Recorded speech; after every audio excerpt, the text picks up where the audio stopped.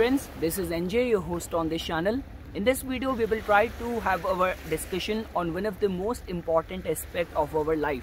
You got me right? Which is going to be a discussion on the relationship front. Because ever since I started uploading yearly predictions video on my this English channel, I've been getting emails from so many of you valuable subscribers that why not I make a video exclusively on the relationship front, on the marriage front. Because after all whatsoever we have gone in this current year, we all are very optimistic for this year 2021, specifically for all those people who are eyeing and awaiting to get into a lifelong marital bond. So I mean to say, if you have to give attention to understand the marital aspect of your life from astrology, you have to give attention to one of the most important astrological chart, which is the D9 chart or the Navamsa chart. And the planet which plays a very pivotal role in this chart is the Venus. So now what is going to happen is that I'm going to again start uploading videos on this channel, and we will first start with what kind of results you can expect if you will find Venus in the first house of your D9 chart or the Navamsa chart. And guys, before I will start explaining you the results of Venus's placement in the first house of your Navamsa chart, let's first try to understand what does Venus represent in astrological analysis, what does D9 chart represent, why it is very significant to look at this chart for any of the astrological analysis. And after doing a quick revision of these two pillars, then we will start our discussion on the current topic, that what kind of results we can expect if you will find Venus in the first house of your Navamsa chart. So guys, you have to understand that whenever we talk about Venus, Venus in itself represents beauty, harmony, tact, diplomacy. If Venus you will find strong in anyone's chart, you will definitely see a kind of magnetism, charm, attraction in the personality of that person. See, you have to understand that whenever we talk about a planet like, for example, Mars wants to win over a situation by the use of force. But when we talk about a planet like Venus, which in itself represents innate beauty, elegance, luxury, Venus wants to come to a solution where there is a balance, there is a harmony, there is a good hidden for everyone. So I mean to say, even it will not be an exaggeration to say that just an individual analysis of Venus in someone's astrological chart can also give you this idea that which area, which part of an individual's life is beautiful. And one more important thing, Venus also get associated with romance, with luxury, with good taste in life. But at the same time, if Venus you will find in a dignified state in someone's chart, Venus encourages you to take only those decisions which can connect you with a higher fulfillment in the life, like a contentment, satisfaction. This is a dignified state of Venus's functioning. But let's say, for example, if you will find Venus afflicted in someone's chart, then person doesn't know which is the and where is the right place for love, what is the right definition of luxury. Now we cannot call a right set of good taste or luxury where you are spending money, you are spending on all those things which are beyond your means, which are beyond your affordability. So I mean to say, if Venus is dignified in someone's chart, the person knows the right place of love, romance, luxury. You can also look at it from that perspective. So this is something, guys, which I wanted to tell you in short about this planet of beauty, luxury.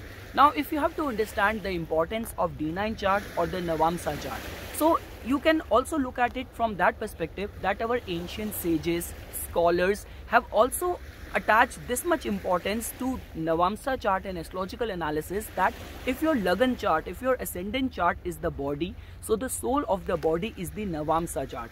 No predictions can be made without giving a thorough scrutinization to the condition of the same planets in the Navamsa chart. So if you have to understand the significations or features of the Navamsa chart, so first of all, it tells about the true dignity of the planets. So whatsoever state of the planets is in the Lagan chart or in the ascendant chart, their roots or they're the most hopeful or the most dignified state. If you want to check, you need to check the condition of the same planets in the Navamsa chart as well. So I mean to say, if let's say, for example, if you will find Venus or planet like Sun debilitated or weak in the ascendant chart. But if the same planet is exalted, if it's placed in a friendly sign in the Navamsa chart, so in the time period of that particular planet, good results can be acquired. So that's the reason, guys, because Navamsa chart is acquired, is designed by making a 9th division of your Rashi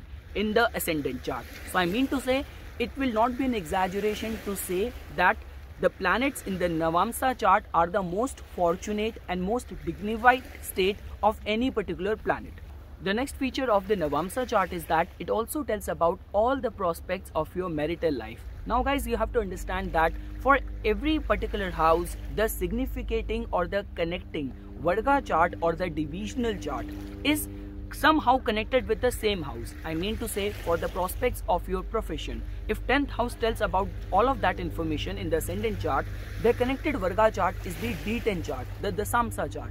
But when we talk about the concerns of marriage, why not the 7th house connected Varga, for example the Saptyamsa chart? Why we look at the D9 chart or the Navamsa chart? So the only simple and the plausible explanation is that the Navamsa chart tells about your religious, morals, ethics and values to trust the institution of marriage. So I mean to say, how faithfully, with how much loyalty are you going to follow the dharmic path of marriage? That is the kind of information which we derive from the Navamsa chart. So Navamsa chart tells about all pillars, all information of your marital life.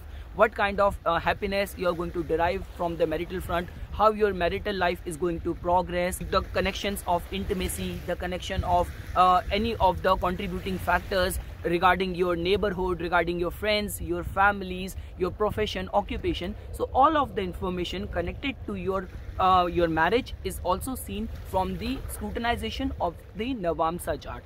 And the last is, guys, that Navamsa chart also tells about your luck prospects, because at the end of the day it is the 9th division. So original 9th house of our Lagan chart, if it tells about your luck, your fortune, so the same ways the scrutinization of the Navamsa chart also tells about your luck prospects as well, your capacity to do spiritual righteous deeds.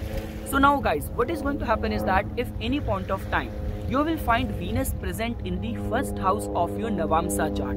So you have to understand that the 1st house, which comes out to be the Lagan, which plays a very important role of giving you the theme of that particular area of your life, which that Varga chart represents. So when we talk about the Navamsa chart, which tells about your marital path, which tells about your spiritual righteous path in this lifetime. So I mean to say, the condition of the planets in the 1st house of Navamsa chart or the ascendant of the Navamsa chart also tells about with how much ethics you are going to follow your dharmic path, and at the same time the theme which you are going to find in that area of your life. So I mean to say, whichever planet gets placed in the 1st house, that planet brings its own flavors, its own freshness, its own beauty in the signification of that area of your life. So I mean to say, you can look at it the placement of Venus in the 1st house of Navamsa chart in a way that definitely this particular person's marital life is going to be filled with the flavors of love, passion. So these are amongst those people who just don't get married only for the sake of society or only for the sake of feeling secure. They get married out of the pure measures and pure reasons of love. Like this becomes very important for all of these people who have Venus present in their 1st house of Navamsa chart, that they should be in a very romantic, in a very nurturing relationship. Because if they are not being loved or pampered in a relationship, if they are not being taken care in relationship, somehow there will always be a degree of or a tinge of lackness in their personality, in their existence, irrespective of no matter how much they achieve, accomplish in other areas of their life, in their career front, in any other area of life. Now the second thing is, guys, like the way I told you, that Venus and its placement in the chart tells about which area of your life is beautiful. So just because Venus is present in the 1st house of your Navamsa chart, it also tells about that the flavors and the aspects of marriage could be filled with all form of beauty. So you can also look at it from that angle, that there must be too much pampering with gifts, too many romantic dinners, too many surprises, too many travels, journeys. So all of that can also happen if Venus will be placed in a dignified state in the first house of Navamsa chart. Now guys, one more important aspect of decoding or understanding this placement is that whenever we talk about the significator planet, there is always a significator planet connected to each Varga chart as well. Like the way, for example, for the Dasamsa chart, Saturn gets the duty of being a significator planet for the signification of the Shamsha chart. Same ways, Venus is seen as the connected Karaka significator planet for the concerns of Navamsa chart or the D9 chart. Now, why it has been associated as the connected Karaka for Navamsa chart? So you have to understand that Venus tells about how much you are going to remain devoted in your marital path.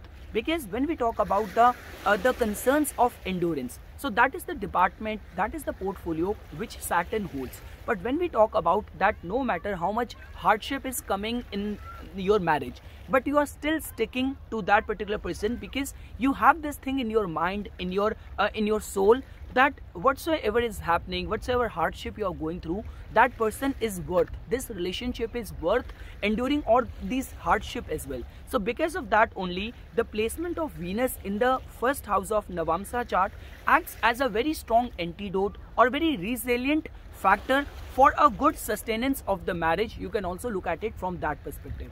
And along with that guys, like the way I already told you, Venus in itself tells about beauty. So Venus will hold the potential to fill your marital life with all the flavors of happiness, with all the flavors of beauty. Now whether in the form of you will remain lucky, in the form of getting a very good looking partner, or whether in the form of that your partner is so much concerned for you, your partner is so much it's like caring for you, that your marital life is filled with all the flavors of beauty. You can also see it from that perspective. And guys, one more thing, whenever we talk about the first house also tells about the personality. First house also tells about the perceiving element. I mean to say, when people look at the first house of your ascendant chart or the Lagna chart, what kind of impression they get. When people look at, or let's say for example, the condition of the first house of your Dasamsa chart, which primarily tells about the concerns of your occupation, of your profession, career. So the condition of the first house tells about what kind of impression people get when they assess the career aspect of your life. Same ways, the first house of Navamsa chart also tells about what kind of impression people or society perceive about your marital front. So I mean to say, Venus being present in the first house of Navamsa chart also tells about that yes, this is the same kind of experience, this is the same kind of impression which goes to people, that this couple or these two people are very much into each other, they are very much madly in love with each other.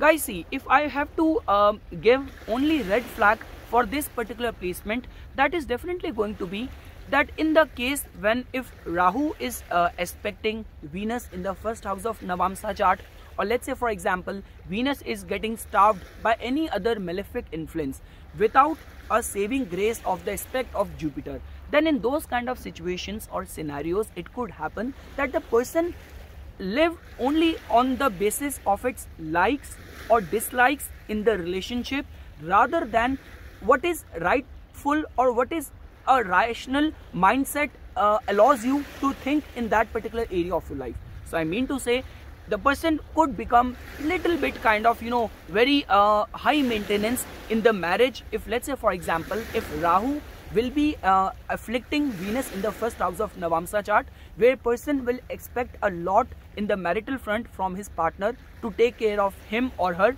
You can also decode this particular placement as. But irrespective of that guys, the placement of Venus in the first house of Navamsa chart can be seen as a very blessed placement, where the goddess of beauty and love is actually going to take care of your feelings and the matters of your relationship. So this is something which I wanted to tell you about the results of Venus in the first house of Navamsa chart. For further more updates and notification on astrology, please subscribe to my channel and like my Facebook page.